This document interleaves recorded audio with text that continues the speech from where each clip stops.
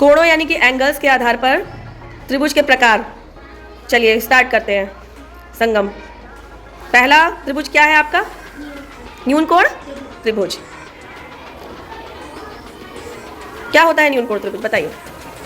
न्यून कोण त्रिभुज यानी कि एक्यूट एंगल ट्रायंगल। ऐसा त्रिभुज जिसके 3 कोण 90 अंश से कम के होते हैं उसे हम न्यून कोण कहते हैं। न्यून कोण त्रिभुज कहते हैं। हाँ ठीक है। अब आपका क्या कौन सा है? समकोण त्रिभुज। हाँ समकोण त्रिभुज यानी राइट एंगल ट्रायंगल। ठीक है।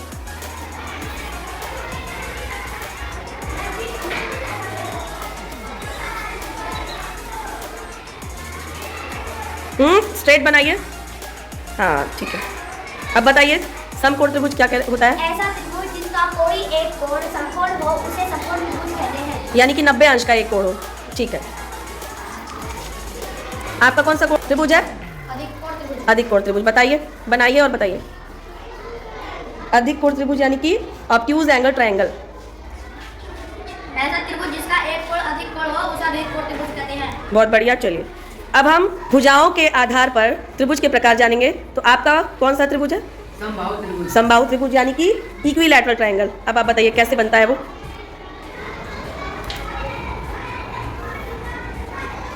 हाँ किसे कहते हैं? अब आप बताइए। वह त्रिभुज जिसकी तीनों भुजाएं बराबर हो वह समबाहु त्रिभुज कहते हैं। उसे समबाहु त्रिभुज कहते हैं। ठीक है। दृष्टि, आपका कौन सा ट्रायंगल है? त्रिभुज है समद्विबाहु त्रिभुज। ठीक है।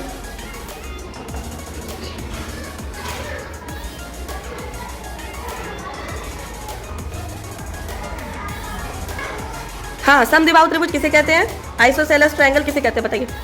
ऐसा त्रिभुज जिसकी 2 भुजाएं बराबर हो और एक अलग हो उसे समद्विबाहु त्रिभुज कहते हैं। Okay well done. चलिए आपका कौन सा ट्रायंगल है? विषमबाहु। विषमबाहु यानी स्केलेन ट्रायंगल। चलिए अब आप बताइए स्केलेन ट्रायंगल कैसे बनेगा?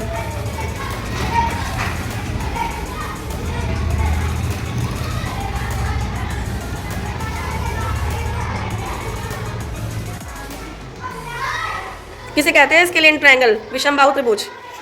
ऐसा त्रिभुज जिसकी तीनों भुजाएं एक समान नहीं होती उसे विषमबाहु त्रिभुज कहते हैं। तो इस प्रकार हमने कोणों के आधार पर और भुजाओं के आधार पर जाना त्रिभुजों के प्रकार के बारे में। ठीक है, ओके।